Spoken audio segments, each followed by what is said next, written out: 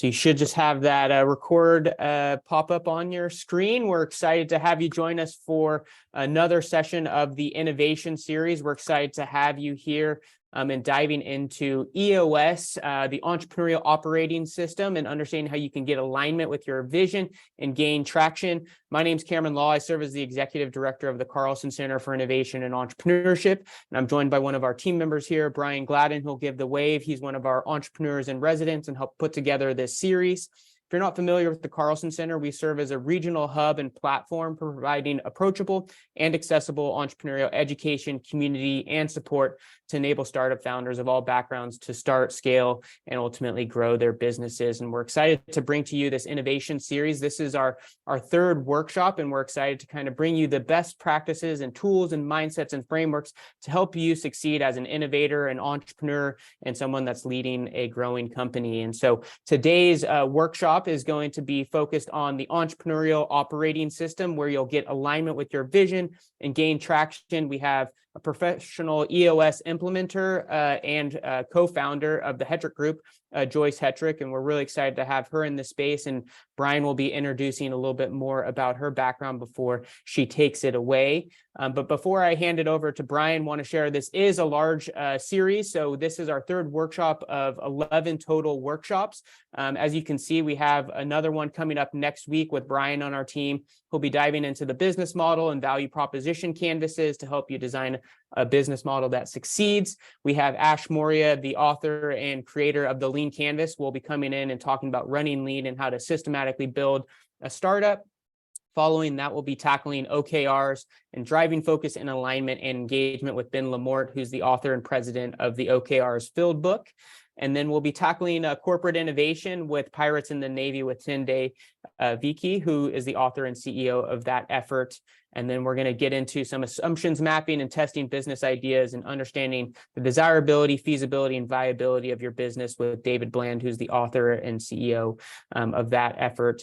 And then we're going to be diving into understanding your customers, so learning to apply the jobs to be done theory with Anthony Olwick, who's the author of that book. And we have a few other sessions that aren't on the screen here, and I'll be sharing in a second the innovation series link. So if you want to learn more and sign up for those sessions, we'd love for you to do so and to join us. And so without further ado, I'll turn it over to Brian, who will be introducing Joyce, who's leading our workshop here today. Awesome. Thank you, Cameron. Welcome, everybody. And yeah, happy to introduce Joyce. I'm glad she's with us today. So I work with her. She is here locally in the Sacramento region with us. And Joyce is co-founder of the Hetrick Group, leadership and management, coaching, consulting, as well as a professional EOS implementer, and they do EOS implementation. She's been for 19 years as a certified master trainer, facilitator, and coach.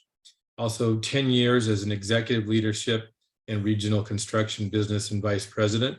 She also has a lot of philanthropic efforts that she does in the region, created and helped implement the Think Tankathon series as a partner for social ventures. Partners in Sacramento, and serving as a fast pitch committee member and coach, which is another pitch competition here locally. Today, talking about EOS, and it doesn't matter what type of business or where you are in your business life cycle, as an operating system and how that can help you. So I will turn it over to Joyce, and at the end, we'll have time for a few questions. And if you want to put questions in the chat, Cameron and I will monitor those, and then we'll interrupt every so often and throw one out there as appropriate. So thanks, Joyce, and take it away. All right. So just share my screen. Hopefully we've got the right one. Can everybody see it? You got it. Awesome. Perfect. Okay. All right. Hey, again, I'm Joyce Hetrick. I'm very happy to be here. I actually learned about EOS while working on that leadership team of that local regional construction company. During our meetings, the ones that actually fell when they were supposed to fall, because things tend to get in the way of growing entrepreneurial companies. We would often get in a room together and things would go off tangent. So it was dysfunctional. Nobody was accountable. We tried to have these meetings, but they just somehow never came to fruition or solved anything that we were trying to solve. So I would bring my frustrations home to my husband, who is also an EOS implementer. And eventually I took his advice and used a couple of EOS tools in our leadership team meetings. And I was shocked at just how quickly things started turning around, how fast things started getting done. I was so impressed that I did a deeper dive into EOS and eventually made a career change. And that's why I am so excited to be here and share EOS, the Entrepreneurial Operating System, with all of you. I know what doesn't work and I know what works, and EOS works. So before we get started, everybody who's listening here today, I'd like you to jot down the 2 or 3 most challenging issues that you have with your organization. Just kind of keep them on hand as I'm going through this presentation. I'd like you to, as you have questions or comments, please put them in the chat and we'll get to those at the end of the presentation. As you can see by this opening screen, this is a 90-minute meeting that I'm going to do in under an hour. So I have kind of shortened it just a bit. So, and I'll hope to have as much time as possible to answer questions at the end. So let's jump into it. So our agenda for today is I'm going to give you a little information about EOS and how it started. I'm going to show you all of the tools we use in EOS. We don't hide anything. And then I'm going to show you the process, which is exactly how we implement EOS for our customers. So let's start with about us. I'm going to give you just a brief history. EOS was created by Gino Wickman. He was an entrepreneur from the early age of 21. At 25, he was called in to run his family business because it was in need of a turnaround. And he worked with the leadership team over the next couple of years to turn the company around quite successfully. He ran the company for another 7 and eventually sold the company. During this time, he also was one of the founding members of the EO Detroit chapter. And when working with those chapter members, he found out that he had a real knack and talent for the art and science of running a truly great entrepreneurial company. So when he retired, that's what he decided to do, is to cobble together the pieces of EOS. And it's just a simple set of real world practical tools that have been around for 100 years and will probably be around for another 1,000. There's no magic pill, no silver bullet in anything that I'm going to share with you. So EOS works with leadership teams of currently over 18,000 different companies around the globe. It's the #1 operating system, and it's the fastest growing operating system. So when we work with those leadership teams, we work with them to get better at 2 things we call vision, traction, and healthy. Vision is just getting everybody 100% on the same page with where they're going and how they plan to get there. Traction is instilling discipline and accountability throughout your organization so that no matter where you go, you actually see people using and operating on your vision. And then healthy means helping to make you a more cohesive, functional, open and honest group of people, because most of the time, let's face it, we're not. So from there, we find that as the leadership team goes, so goes the rest of the organization. Ultimately, you're going to get to a point where 100% of your people are working together with discipline and accountability, and they actually like being together. So the kinds of organizations that we work with are entrepreneurial. Their owners and their leadership teams are open and honest, and they're willing to be vulnerable with those around them. They're actually more afraid of the status quo than they are of change. So that's pretty much about EOS. One other thing I wanted to mention is that the size of companies that we work with are anywhere between 5 and 200 employees. So it's a pretty wide range. All right, so let's get into those tools real quickly. So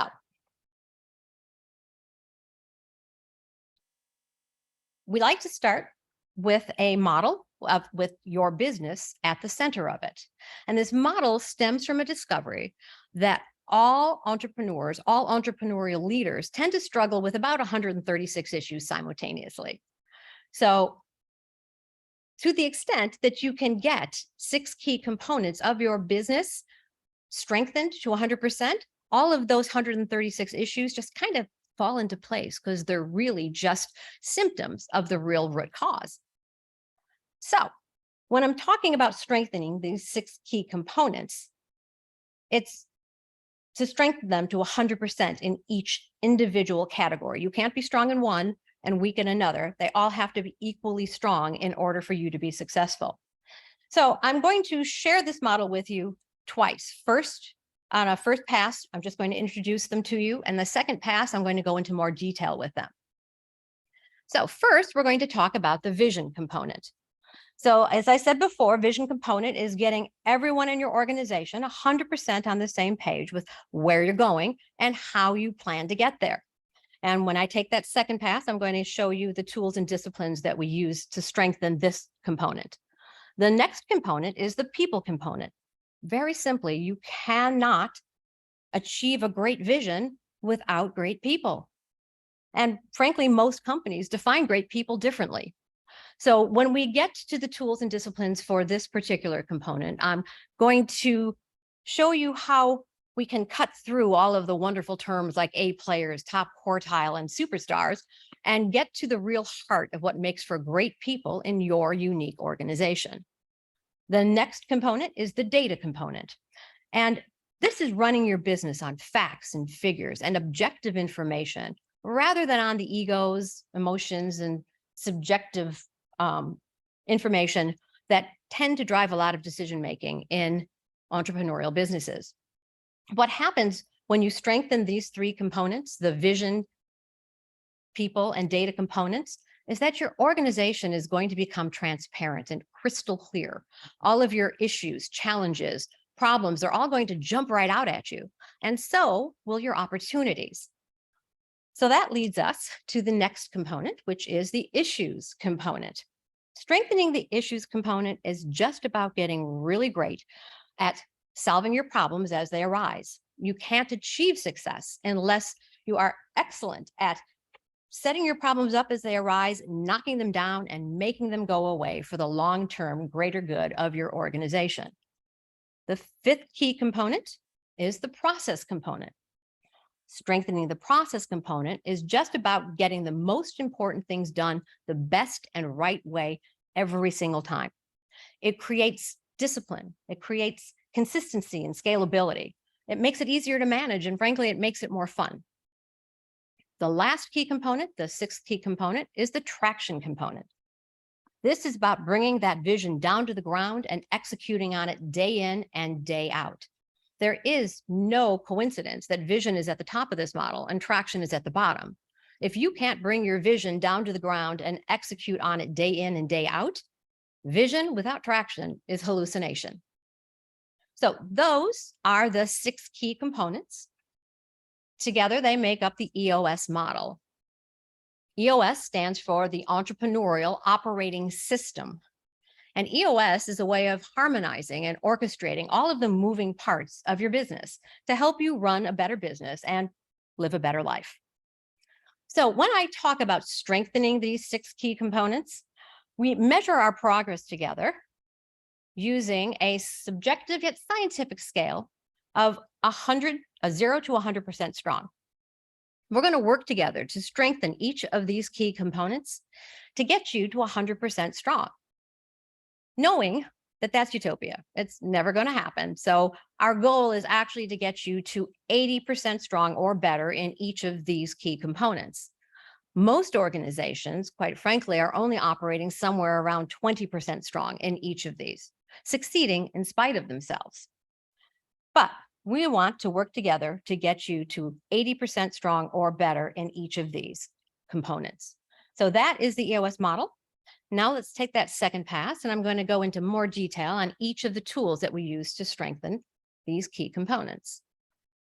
I'm going to move that down so I can see it. Excuse me while I get a drink of water. All right. So the first component is back at the top again, the vision component. And the first tool that we use in the vision component are the 8 questions. Very simply, we work with the leadership teams of the companies we work with to answer 8 simple questions to get you all on the same page with your vision.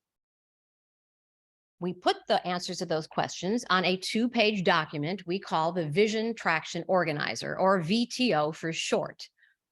The vision side contains 5 questions: core values, core focus with 10-year target, marketing strategy, and your 3-year picture. And the traction side of the document has a 1-year plan, the rocks, and what are your issues list. I'm going to take you through these one at a time. Core values. What are your core values? Core values are just an essential set of guiding characteristics that define who you are at the core and what you want from the culture of your organization. When we work with our customers, we take them through a discovery exercise that helps discover the true core values of their unique organization. Then we are going to, in the people component, take those core values and show you how that you can attract great people that fit your culture and the kind of people you love to be surrounded with. And then you're going to want to be able to repel those people who aren't a great fit for your culture. And that's how you use core values. The next question is, what is your core focus? Core focus is just the sweet spot of your organization. It's been called a million things in the history of business. It's been called vision. It's been called mission statement. Stephen Covey calls it voice. Jim Collins calls it the hedgehog concept. And I apologize for yet another consulting term, but we call it core focus because it comes from the core. So once it is clearly defined and articulated, the trick is to stay laser focused on that core focus so that you're always working in your sweet spot. Next is, what is the 10-year target? This is just a long range, big goal for your organization. The time frame is actually flexible. It can be anywhere from 5 to 30 years. It's just a clearly articulated #1 business goal for your organization, getting you all on the same page with where you're going long term. Once that is clearly articulated, then we move to question number 4. What is your marketing strategy? Marketing strategy is made up of 4 parts. It's the target market, the 3 uniques, a proven process, and a guarantee. I'm going to take those one at a time. The target market is just the demographic, geographic, and psychographic profile of the kind of peoples you should be proactively marketing and selling to. The rest of the marketing strategy is simply the message to that ideal customer. The 3 uniques are just 3 differentiating characteristics, things about your organization that make you different from or better than the competition. It sets you apart from the competition.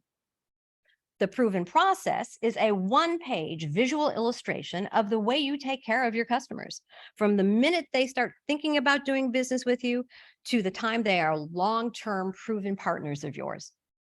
The guarantee, it's just a pledge or a promise that reduces the fear of adoption.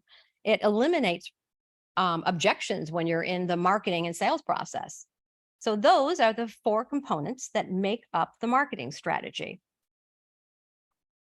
So then we are going to move to the 3-year picture, making the vision for your organization a little more real for those around you. So the 3-year picture is not a strategic planning process. It's not what we're going to be going through. All we're trying to do is to get everyone in the organization 100% on the same page with what the organization needs to look like 3 short years from now. So we start with revenue, profit, and measurables. And then you'll see 5 to 15 bullet points below the question, what does it look like? This is where we work together to paint a picture of what your organization needs to look like 3 short years from now on the way to achieving your vision. So when that 3-year picture is crystal clear, there are 2 great benefits. When you can all see that 3-year picture in your mind's eye, the chances that you're going to achieve it are much higher. And it sets you up for great 1-year planning. So we turn the page to the traction side of that VTO document, and we define our 1-year plan.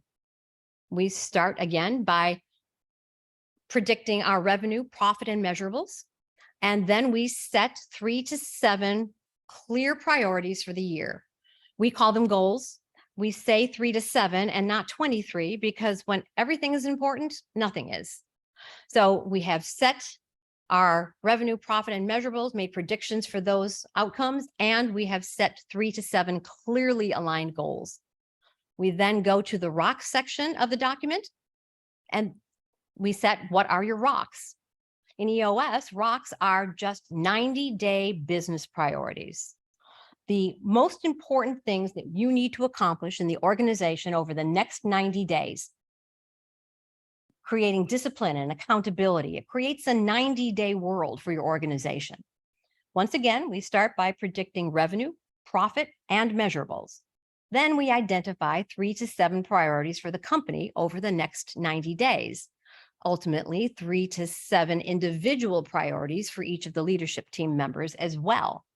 This creates discipline, focus, and accountability so that we are all executing on your vision every 90 days. The final question is, what is your issues list? Let me go back. Your issues list. This is compiling the issues in your organization. I mentioned earlier that when your vision, people, and data components are strong, your organization is going to be transparent. Once we have that transparency, we're able to get all of our issues on our issues list. Once they're there, we have answered question number 8. All right, so once everyone is clear on the answers to these 8 questions, we then go back up to the top and introduce our second tool, which is shared by all. We have to get that newly developed vision shared by everyone in the organization. We must get all of the people to see the vision, to understand your plan, and to want to be a part of it. So in order to achieve that objective, you have to tell them. You need to get them into a room once a quarter and present a state of the company address. You need to share with everyone in the organization your vision and plan and get them to internalize it, to understand it, and to want to be a part of it. Ultimately, we get to a point where everyone in your organization is rowing in the same direction, helping you achieve a vision and plan that you all share.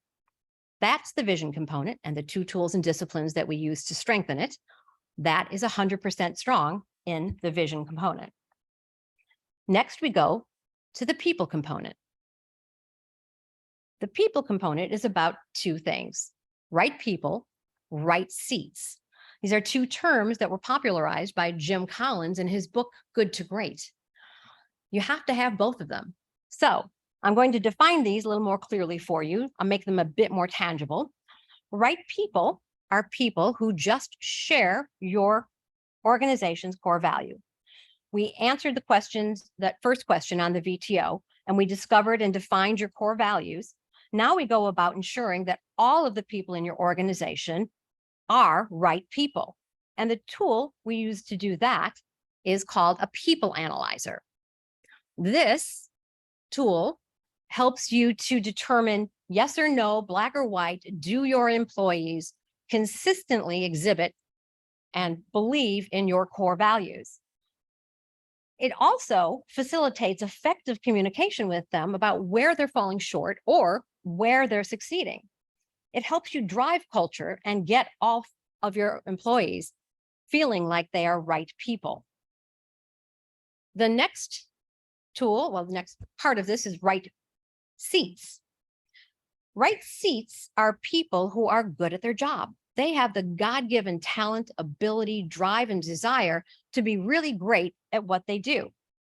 The tool we use to help you get right seats is something we call an accountability chart.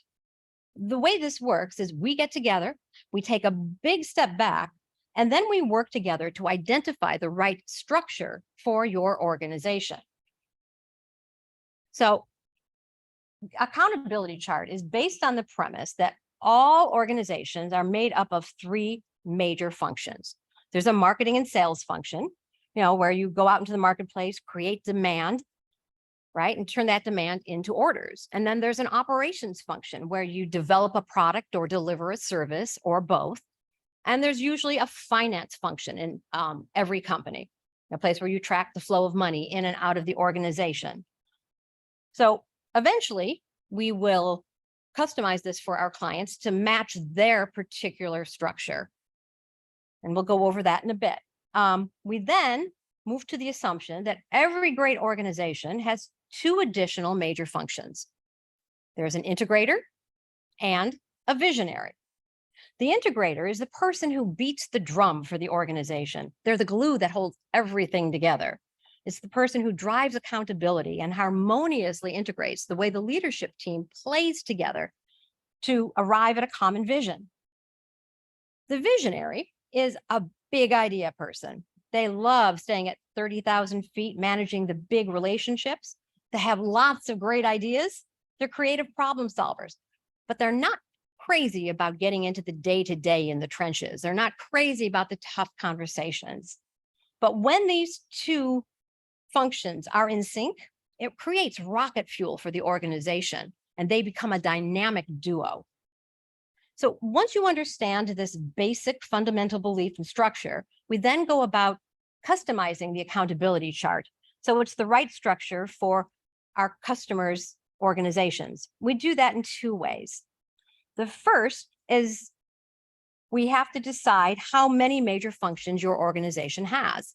In many companies, that marketing and sales function breaks out into two separate functions, a marketing function and a sales function. Oftentimes, operations has two or three functions in it. You might have engineering or research and development. And then in the finance function, you might break that out into IT and HR. So whatever is right for our customers' organizations is the correct structure for their companies. Then the second way is that we define the roles for each function in the organization. So the 5 major roles or the 5 major job responsibilities of each of these functions.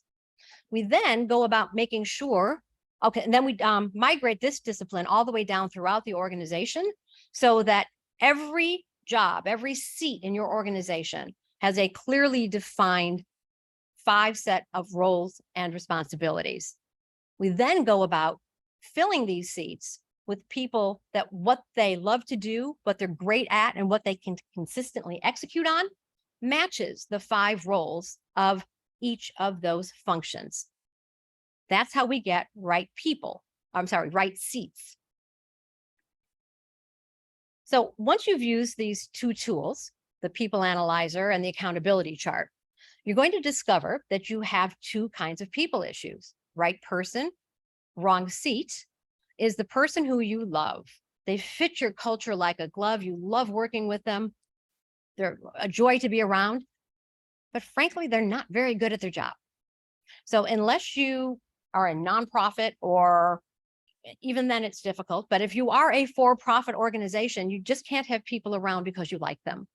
So in this case, we would suggest strongly that you try to find another seat in the organization for them where they will be a right person in the right seat. The next issue is wrong person in the right seat.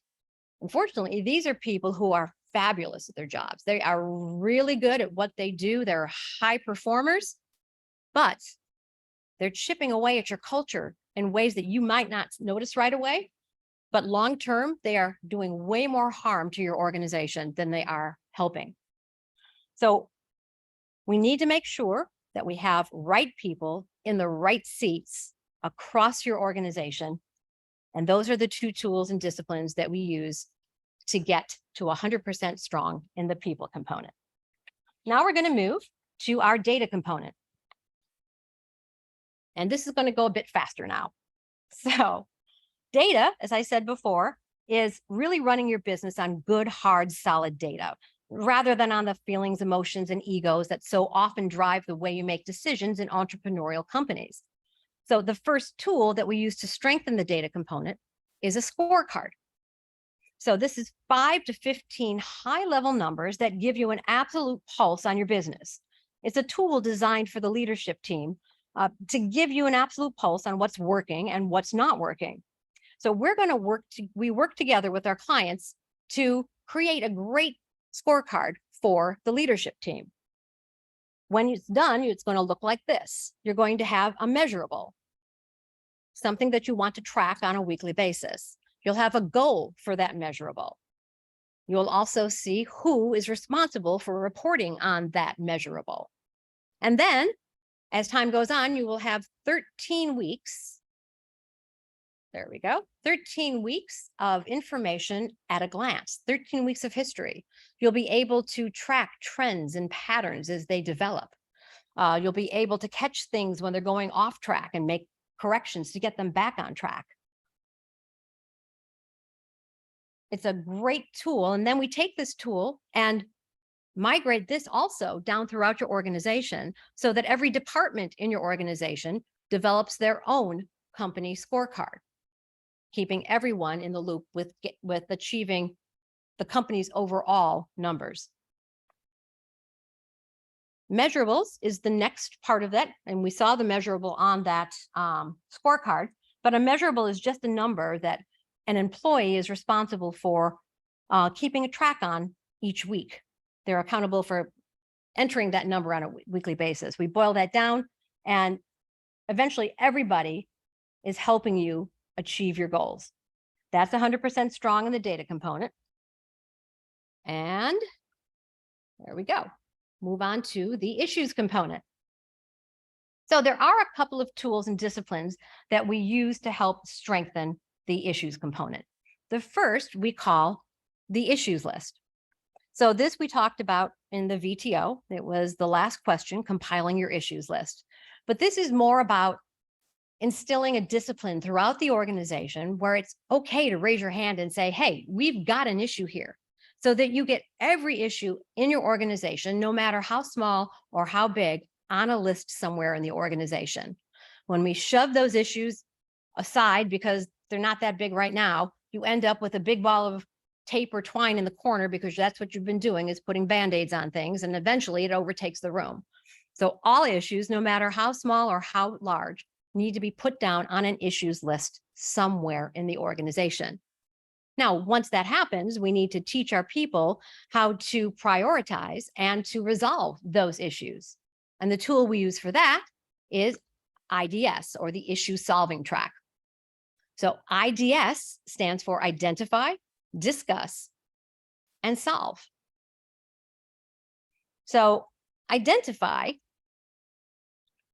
is to identify things at the root cause. We have noticed in many years of doing this that leadership teams will often get into a room together to solve issues, and rarely do they ever identify the true root cause.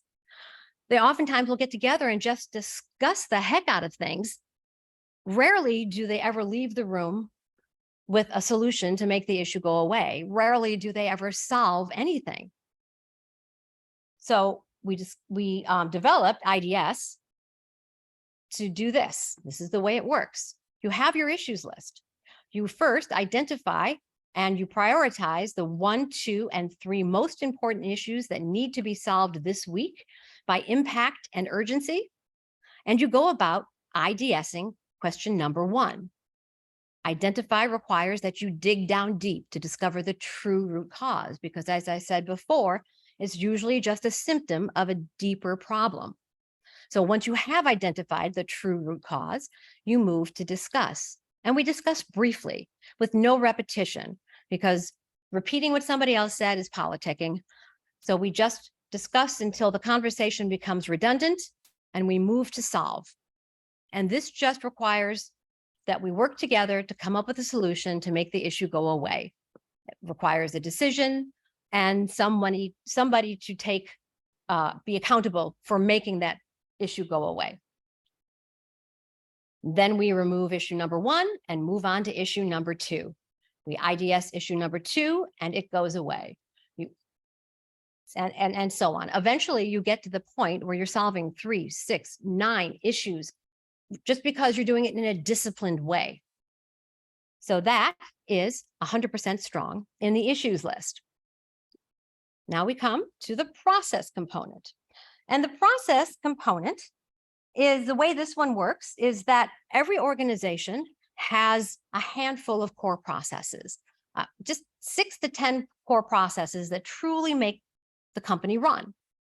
Things like an HR process where you hire and train and fire people, a marketing department, where you create leads, the sales department where you close business on those leads, operations department where you build a product or deliver a service. There'll be customer service functions where you take care of your customers, and an accounting function process, to track the money going in and out of the organization. Just a handful of really truly core processes. And to the extent that you can get those processes done the right and best way every time, you're going to create that consistency and scalability in your organization. Two tools and disciplines that we use for that are to document your core processes, right? And we document these at a high level. Each one, we're going to simplify them. So for instance, this would be an HR process. We identify the need, define the seat, roles and responsibilities, have a hiring process, an onboarding and training process, LMA, which means lead, manage, and hold accountable, whatever function they have, and then a termination process. We do that for every seat within the organization or every job function within the organization. And we document these at a high level. It's a 20/80 approach to simplifying and documenting all of the core processes in your organization, focusing on 20% of the steps that get you to 80% of the results. Focusing all of your attention on 100% of the steps and on major compliance gets you a 700-page SOP manual that nobody looks at or follows. We take that high level 20/80 approach to documenting and truly simplifying your core processes. Now, once you have your core processes documented, then you have to make sure that they are followed by all. And this is just a mechanism ensuring that everyone in the organization that touches any of these processes has been properly trained, and they are being measured and managed to do things the right and best way every single time, and that updates are constantly being updated. Any changes are being updated. So core processes that are documented, simplified, and followed by all, again, creates that consistency and scalability, makes it easier to manage, and makes you have a lot more fun in running your business. Ultimately, you're making more profit when everything is done the right and best way every time with your handful of core processes. That is 100% strong in the process component. Traction component is our final component. And this is where we bring that vision down to the ground and execute on it with discipline and accountability. Unfortunately, the vision for most entrepreneurs is seldom realized because of weakness in this component, in the traction component. So there are two tools we use to strengthen this component. The first is rocks, and the second, okay, well, I guess we'll do it this way first. The first is rocks, and that's creating that 90-day world that I talked about when we were going through the VTO. It's those 90-day business priorities, doing the most important things for the organization over the next 90 days. So we set 3 to 7 company rocks, and we set 3 to 7 individual leadership team rocks. Ultimately, we migrate this tool and discipline down all the way through the organization so that we create a 90-day world for the whole organization. Your employees will have 1 to 3 rocks every 90 days that crystallize their real priorities, the things that they need to execute on with discipline and accountability. This creates that 90-day world. It's a feel in your organization that works like this. Every 90 days, you've got your head down in your business. You come up for air after 90 days and you look back over your shoulder at the last quarter. You're going to check on your vision to make sure and see how you did, and make sure that all of your leadership team members are still on the same page, because sometimes you're not. And once you are on the same page, you set new priorities for the next 90 days and go back into the business and execute for the next 90 days with discipline and accountability and clear priorities. That's the 90-day world that we talk about in EOS. Within that 90-day world, we like to establish a meeting pulse, which is a weekly meeting. It's a 90-minute meeting where we follow a level 10 agenda. When done properly, it'll elevate the quality of your meetings from whatever level they currently are to what we like to call a level 10. So here's how they work. This is the template for our meetings. We start the meeting with pieces of good news, business and personal. It helps to drive community with our leadership team members. It also helps us to separate out from the day-to-day of the job and into this meeting. It's a segue. The next 15 minutes of the meeting are reporting only. No conversation outside of reporting numbers. So we're going to report those numbers on the scorecard. Are we hitting those numbers or not? Then we're going to look at our rocks. Are our rocks on track or off track? And lastly, we're going to look at our customers and our employees. Are they happy? Are there things that we need to discuss? All of these are pre-populated prior to the meeting. Then we move to the to-do list, which gives us a little bit of discipline, and accountability for the week. So usually this to-do list comes from the issues list solved last week. So if there was issues solved the previous week, the to-dos are the dates that those things to make those issues go away are done. Then we move down to the issues list and IDS section of the meeting, which is the vast majority of the time we have together. This is where we IDS all of our issues that are on our list. Some of them will have come from our reporting section up above. Some of them have happened during the week. We work together to IDS each and every one of them. And this is the part of the meeting that makes you gain traction, makes you feel like you're gaining traction. It makes you understand why it's so important to spend this time together each week, because so much gets done. And the last 5 minutes is just to conclude together and to communicate any cascading messages that need to go out from this meeting to the rest of the organization. Eventually, this same meeting is going to be filtered down throughout the departments of your organization so that everyone in your organization has the right type of level 10 meeting for their department. And everyone in your organization has 1 to 3 rocks that they are accountable for keeping the organization on track. That rocks and meeting pulse help to make you 100% strong in the traction component. All right, that is the that is the EOS model. And these are all of the tools and disciplines that we use to strengthen the EOS model and your business. Now, the last thing that I want to talk to you about, and I told you I was going to take you through our process, how exactly we work with our customers to implement EOS into their business. And that's where we have this. I mentioned earlier in the marketing strategy that there is a proven process. This is our proven process, our 1-page visual illustration of the way that we work with our customers from the time they're thinking about doing business with us, which is that 90-minute meeting, to the time that they are long-term proven partners of us. And that would be on the execution, that 90-day world where they've been working with us for a year, year and a half, 2 years before they decide they can do it on their own. So 90-minute meeting is the first meeting. It's similar to what we've got here today. And this is what we've been through. And then we set our first focus day meeting. It's a full day meeting. It's 7 hours, give or take an hour. So in the focus day, we go over 5 very important things. The first thing is a concept called hitting the ceiling. And the important thing about this is that we introduce 5 leadership abilities that will help you to break through that ceiling whenever you encounter it in your business. Next, we're going to work on that accountability chart. We're going to really crystallize the roles of everyone on your leadership team and start to go to work getting the right people in the right seats. The third thing we're going to do is set your first set of rocks. We're going to set 3 to 7 company rocks, the real priorities that need to be executed on for the next 90 days, as well as 3 to 7 individual rocks. Then we're going to introduce you to that meeting pulse and the level 10 agenda. The goal there is that the very next week, you're able to go back out into your business and start using that level 10 agenda and having effective meetings.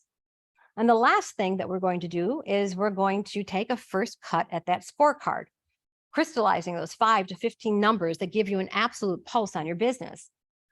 Now, it's important to say that it's a first stab because this is a document that evolves over time before you truly find the numbers that if you were sitting on an island somewhere and this was the only piece of information you had to see about how your business was doing, it would tell you everything to know that your company is doing well.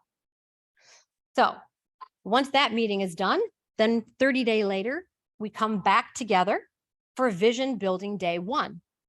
So this is a spaced learning program. You're going to take all of the tools that you learned in Focus Day and go back into your business and use them for the next 30 days. We come back together and on Vision Building Day 1, and we review all of those Focus Day tools. Once we have worked out all the kinks and made improvements, make sure that they're working well for you, then we start answering those 8 questions. We'll get as far as we can that first day, and then you'll go back into your business for another 30 days. And we come back together for Vision Building Day 2, where once again, we'll review those Focus Day tools, make any changes, work out any bugs, and then answer the remainder of your VTO. So once we're through that, from the 90-minute meeting to the Vision Building Day 2, we will have spent about 60 days together, and you will have mastered your Focus Day tools, and you should have a clearly articulated vision for your organization. So this becomes the foundational part of EOS, and then you move into execution phase, into the 90-day world. And from there, we run your quarterly meetings where we, again, are constantly checking on your Focus Day tools and on your rocks and everything. And we run these meetings for you and give you a few more tools each time we meet to help and constantly improve and learn how to do things better. And eventually, you all get it. And we step away and let you run your business. Our job is not to be in our customers' day-to-day. Our job is to teach and then to let you teach to the rest of your company. So that is the EOS process, and that's the EOS model.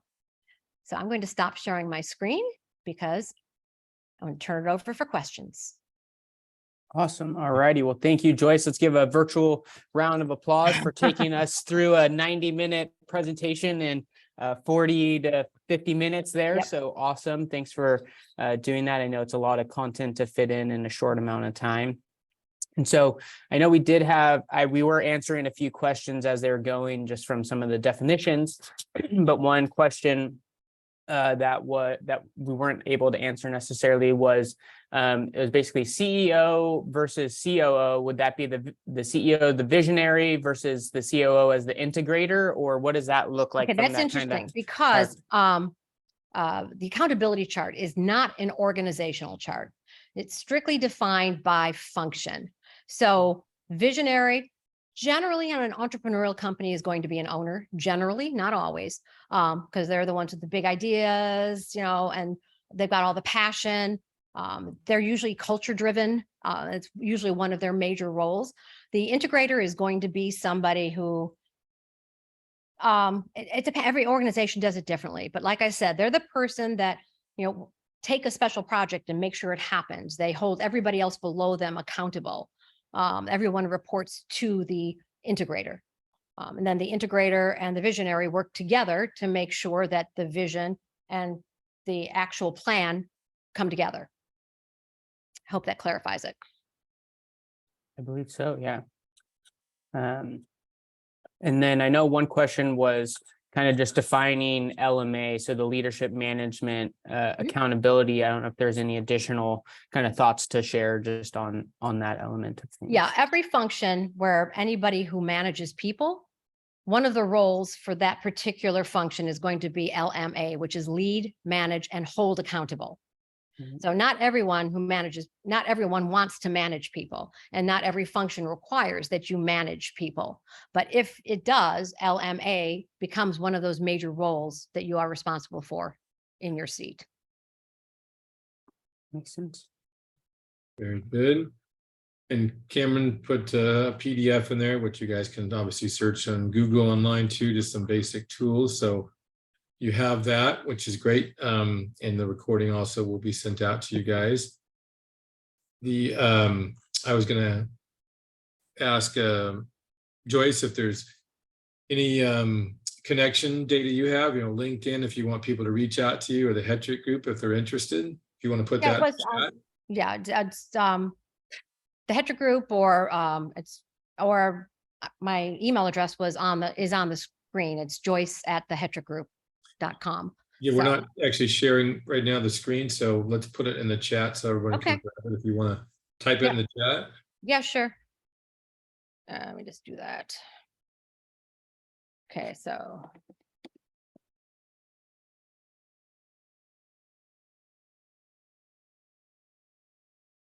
And then it looks like while you're doing so, there was a additional question that came in here. How much time / effort to walk through entire process and how to adapt for early stage startups? Now, if we're talking walking through the entire process, there's a 90-minute meeting where I walk you through pretty much what I did today, but a little more detail and a little slower pace. But if you look at that proven process that we had, it's 60 days to get all of the foundational tools engaged. It's 3 full-day sessions. And then every 90 days, there is a full-day quarterly meeting where we come together again. So it ends up being 4 to 5, depending on the year, full-day sessions a year. And in terms of an early stage startup, it is never too early to start any of these processes. They're all very simple tools, but the sooner you actually start, using them and using them regularly, the stronger you'll be faster. Awesome. Any other questions? If not, I know Cameron already put in the chat, we would love for you to do 2 things. One, click on the Innovation Series link and register for additional ones starting next week, right? We have pretty much every week or every other week all the way through November. We would love for you to register and get signed up for that. And then the feedback survey. So that would really help us. We appreciate, any comments, quotes, and obviously liking us and sharing on LinkedIn too, as we post out the information for each of these seminars. And real quick, I see a question here in the chat. It said, is there an average range for the investment to integrate the process? Depends. A lot of it will depend on the area that you're in, because implementers' fees vary. But we pretty much like to say that for less than the cost of an admin, you're getting a complete operating system for your organization. So whatever the cost of an admin is in your area. Awesome. Nice. And also it is a per session fee. There's no contract. There's no, if you don't like what's happened, you don't have to schedule the next meeting. So. Very good. Very good. Any final questions here? I'm throwing the survey link in again, and also we'll share that innovation series. You can check out our additional workshops, find us some time if there's any additional questions. If not, we will be sharing the recording of this if you need to go back and brush up on some of the things. And I'll also share the PDF that I threw into the chat, so it'll be part of the email to all of you. And with that, I think let's say thank you to Joyce. Thank you for spending your afternoon with us and walking us through the session here. I think it'll be a strong foundation for understanding just overall the EOS framework, and then just some of those really valuable tools that actually you take forward and gain traction and connection to that vision that your organization has. So appreciate you spending the time, and thank you, Brian, as well, for helping lead the charge on our innovation series. So if there aren't any further questions, we look forward to seeing you at our session with Brian next week on business model canvas and value proposition canvas. So we'll be diving into that session. So be sure to register, and we look forward to seeing you then. Thank you again, Joyce, and thank you all for being here. Thanks for having me. All righty. Bye, guys. Sure.